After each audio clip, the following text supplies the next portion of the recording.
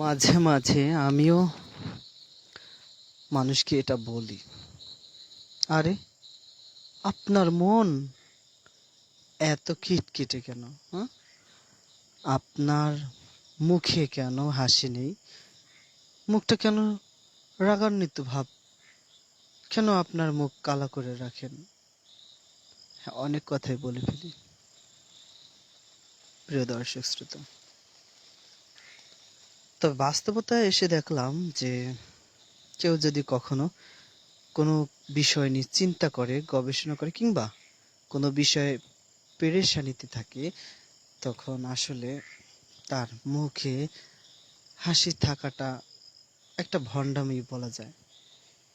কারণ ভিতরে চিন্তার রেশ, ভিতরে কষ্টের ক্ষত, আর বাহিরে মুখের মধ্যে হাসি লেগে থাকা, এটা নেহায়েত এক ভণ্ডামি ছাড়া আর কি হতে পারে?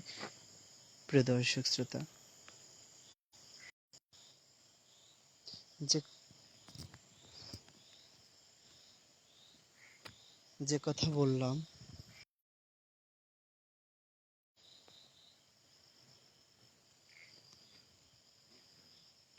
ওকে, প্রিয় দর্শক শ্রোতা, যে কথা বললাম, আসলে আমরা বিভিন্ন জন অনেকে অনেক বিষয় নিয়ে পেরেশানিতে আছি। বলতে গেলে পৃথিবীতে যারাই বেঁচে আছি, আই মিন যারা জীবিত, কোনো না কোনো এক বিষয় নিয়ে তারা চিন্তিত। Yes, that's true. তবে যারা বিয়ে শাদী করেছে তারা বোধহয় আর দ্বিগুণ বেশি চিন্তিত।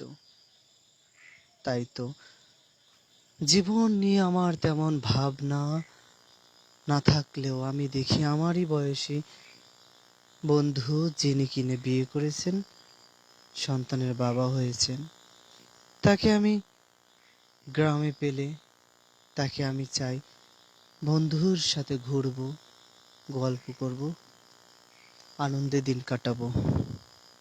বন্ধুর তা হয়ে ওঠে না মুহূর্ত ব্যয় করার আমার সাথে।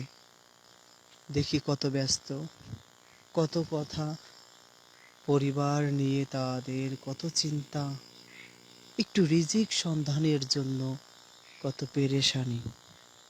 প্রিয় দর্শক শ্রোতা, এজন্য যে যে অবস্থানে আছেন সে জানেন আসলে তার অবস্থানটা কেমন।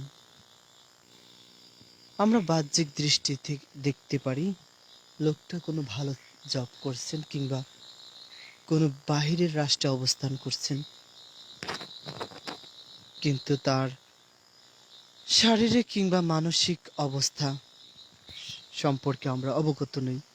এজন্য যে কোনো অবস্থায় কোনো মানুষকে চাপ প্রয়োগ করা উচিত নয়। এমনটা না ভাবা যে বন্ধু বোধহয় চেঞ্জ হয়ে গেছে, পরিবর্তন হয়ে গেছে, বন্ধু বোধহয় আগের মতো আমাদের বন্ধুত্ব স্বীকার করে না, এটা ভাবা উচিত নয়। কারণ কারণ বন্ধু